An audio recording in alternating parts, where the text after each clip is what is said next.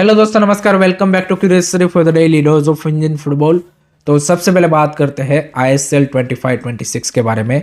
S V all know की 2-3 दिन पहले हमारे जो स्पोर्ट मिनिस्टर है मिस्टर मनसुख मांडविया जी, उन्होंने प्रेस कॉन्फ्रेंस करके अनाउंस किया कि भाई 14 फेब से आपका लीग स्टार्ट होगा and all 14 teams will play. उस अनाउंसमेंट को ऑलरेडी 2-3 दिन हो चुके हैं, लेकिन अभी भी इस सीज़न का लीग कराने के लिए जितने भी यहाँ पे प्रॉब्लम्स थे वो सारे अनरिजोल्व है। उन सब के ऊपर अभी भी कोई भी क्लैरिटी एआईएफएफ, क्लब्स या स्पोर्ट मिनिस्ट्री नहीं दे पाया है। वन बाय वन हम देखते हैं। सबसे पहली चीज़ कि भाई स्पोर्ट मिनिस्टर ने अनाउंस कर दिया कि भाई 14 के 14 क्लब खेलेंगे, लेकिन अभी भी 6 क्लबों के खेलने के ऊपर सस्पेंस बना हुआ है। सेकंड थिंग इज दी वो will pay the cost of the league. उसमें आप देखिए कि most of the clubs are demanding कि भाई 1 करोड़ का जो पार्टिसिपेशन फी है वो यहाँ पे वेव ऑफ होना चाहिए। थर्ड थिंग इज कि भाई यहाँ पे रेलीगेशन पार्ट, तो अभी भी यहाँ पे एएफएफ क्लबों को रेलीगेशन के ऊपर क्लैरिटी नहीं दे पाया है। रेलीगेशन क्या इस सीज़न होगा नहीं होगा, वो अगर क्लब को पता चलेगा then and then only they will able to build their team accordingly कि भाई हमें कितने फॉरेनर्स साइन करने हैं, क्या हमारी इस सीज़न की प्रायोरिटी होनी चाहिए। तो वो अभी तक क्लैरिटी नहीं मिला है। Fourth one is the stadium part. यहाँ पे कई सारे क्लब्स ने ये डिमांड रखी है कि भाई हमें फ्री में स्टेडियम स्पोर्ट मिनिस्ट्री दिलवाए, जो उनके अंडर उनकी जो स्टेट डिवीज़न के अंडर आते हैं वो। यहाँ पे कई सारे स्टेडियम यहाँ पे क्या टाइम पे रेडी भी हो पाएंगे। खबरें ये आ रही है कि भाई जो अगर मुंबई सिटी एफसी अगर खेलेगा तो शायद मुंबई में ना खेल के भाई गोवा में जाके खेल ले, क्योंकि मुंबई में वो जो बीएमसी वाला ग्राउंड है वो अभी बीएमसी के इलेक्शन अभी आने वाले हैं, तो उसके चलते यहाँ पे आई थिंक कुछ दिन के लिए अवेलेबल नहीं है। देन आप देखिए सोल्ट लेक स्टेडियम भी यहाँ पे due to that messy chaos incident यहाँ पे वो रिनोवेट हो रहा है, चीज़ें वहाँ पे ठीक की जा रही है। फतोड़ा क्या उस टाइम तक रेडी होगा। जेलन कोची रिनोवेट हो चुका है, तो केरला ब्लास्टर को भी वहाँ पे आई थिंक एक्स्ट्रा पे करना पड़ेगा, बिकॉज अब सारा जो यहाँ पे खर्चा है वो बढ़ चुका है, तो उनके लिए वो एक्स्ट्रा बर्डन है। तो ये सारी चीज़ें अभी भी यहाँ पे अनक्लियर है। शेड्यूल आपका अभी तक नहीं आ पाया है due to the you can say कि not confirmation of the team. उसके अलावा एएफएफ ने जो मिनिस्टर के सामने प्रेजेंटेशन रखा था उस मीटिंग में, उसमें बोला था कि 10 तारीख को हम यहाँ पे इस सीज़न के लीग के लिए जो ब्रॉडकास्टिंग का टेंडर है वो निकालेंगे, बट आई डाउट कि आज यहाँ पे टेंडर निकल के आएगा। सो वो एक आपकी पहली डेडलाइन आप मिस कर रहे हो। देन कमर्शियल पार्टनर का भी इस सीज़न के लिए वो यहाँ पे टेंडर निकालने वाले हैं, तो वो क्या टाइम पे निकलेगा। एंड ऑलरेडी आपका भाई यहाँ पे 14 फेब से लीग स्टार्ट करना है, यानी कि ऑलमोस्ट आपके पास 30 दिन बचे हैं, बट उसके बावजूद भी आप देखिए there are so many clubs की जिन्होंने अभी तक अपना ट्रेनिंग भी स्टार्ट नहीं किया है। सो ये सारी चीज़ें दिखाती है कि भाई 14 फेब से लीग आपने अनाउंसमेंट ज़रूर कर दिया, लेकिन जो उसके लिए जो रिसोर्सेज की ज़रूरत है और जो यहाँ पे सभी स्टेक होल्डर्स को यू कैन से कि जो चीज़ें इकट्ठा करनी है वो अभी तक होती हुई नहीं दिख रही है, और उसके ऊपर अभी भी यहाँ पे अनक्लैरिटी ही यहाँ पे बनी हुई है। तो I see it's very very unlikely कि भाई यहाँ पे 14 से भाई लीग आपका स्टार्ट हो ही जाए। आई थिंक वो डेडलाइन मिस होने के चांसेस अभी ज़्यादा दिख रहे हैं, उसकी प्रोबेबिलिटी अभी ज़्यादा दिख रही है सीइंग दिस सिनारियोस कि भाई जो मेन आपकी चीज़ें हैं टू ऑर्गेनाइज अ लीग, उसमें अभी भी किसी भी पार्टी की ओर से कोई क्लैरिटी नहीं मिल रही है। सो लेट्स सी यहाँ पे sport ministry, AFF and clubs आगे within next 30 days against दी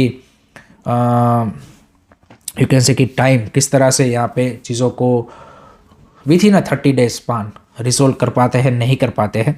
आपका क्या थॉट्स है, आपका क्या ओपिनियन है, कमेंट सेक्शन में ज़रूर बताइए।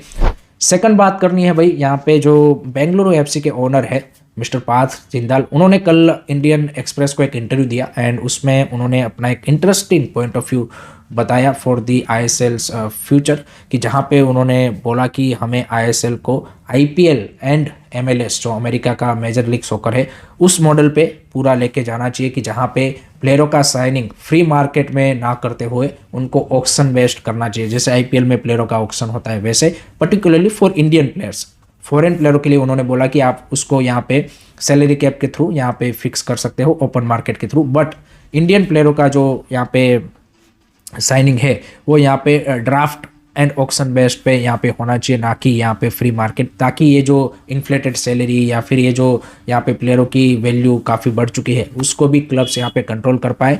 एंड उसने एक और चीज़ बोले कि हमें यहाँ पे क्लोज लीग मॉडल पे जाना चाहिए, कि जहाँ पे नो रेलीगेशन, बट यहाँ पे आपको फाइनेंशियली इम्प्लीकेशन ज़्यादा रखने पड़ेंगे ताकि भाई और ज़्यादा आपकी लीग कम्पिटिटिव बन पाए। जैसे कि MLS में होता है कि आपका यहाँ पे जो लीग का वैल्यू है पार्टिसिपेशन फी, वो according to the leagues revenue and leagues growth यहाँ पे बढ़ता जाता है।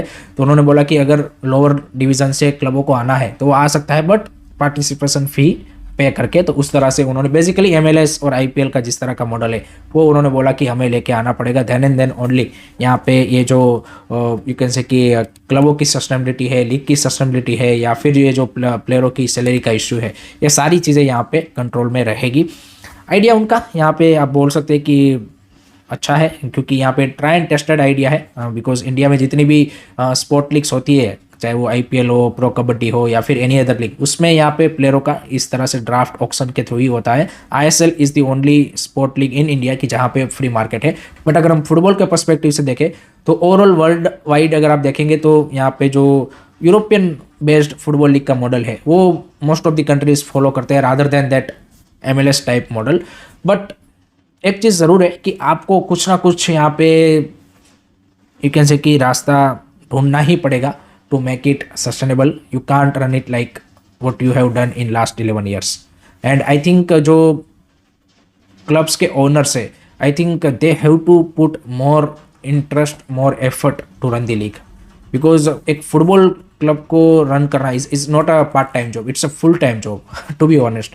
एंड यहाँ पे उनको और ज़्यादा अगर वो इंटरेस्ट लेंगे अपने क्लब में, एंड आई थिंक कॉम्पिटेंट लोगों को लेके आएंगे, then I think with free market also you can be a sustainable. And ये ऑल ओवर दी वर्ल्ड कई सारे, यहाँ पे मैं सिर्फ टॉप लीग की बात नहीं कर रहा हूँ फुटबॉल की यूरोप में, बट उसके अलावा भी कई सारे ऐसे कंट्रीज़ की लीग है कि जिन्होंने ये अचीव करके दिखाया है। बिकॉज वहाँ पे जो क्लब लेवल पे जो वो लोग हायर करते हैं, they run club in a such a manner कि जहाँ पे क्लब एक लॉन्ग टर्म के लिए सस्टेनेबल बन पाए। सो आई थिंक फ्री मार्केट के साथ भी आप कर सकते हो, बट उसके लिए you need more competent people at the club. And I think उसके ऊपर अगर ओनर्स खाली फोकस करेंगे कि भाई हमें यहाँ पे जो क्लब ऑफिशियल्स हम हायर कर रहे हैं अपनी क्लब में, they need to be more competent, they need to be more you can say कि नॉलेजेबल, कि जिनको भाई पता हो कि how to develop a sustainable club, then it's very very achievable to be honest.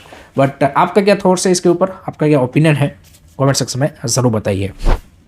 Next उसके बाद बात करना है दोस्तों, कल IWL का यहाँ पे फर्स्ट फेज का लास्ट राउंड था, वो ख़त्म हो चुका है। And now the focus has to be shifted on the women's national team preparation. Already आप देखिए देयर आर कंट्रीज़ जो वुमेंस एशियन कप में क्वालिफाई हुई है, उन्होंने अपना प्रिपरेशन कैंप चालू कर दिया है, कंट्री लाइक उज्बेकिस्तान। बट अभी तक AIFF ने ये जो हमारी वुमेंस टीम है, जिनका यहाँ पे 1 मार्च से women's Asian cup kick off हो रहा है, एंड आपके पास सिर्फ 50 दिन बचे हैं, क्या आगे का रोड मैप है, क्या किसके साथ मैचेस खेलना है, अभी तक AIFF ने कोई भी यहाँ पे अनाउंसमेंट उसके रिगार्डिंग नहीं किया है।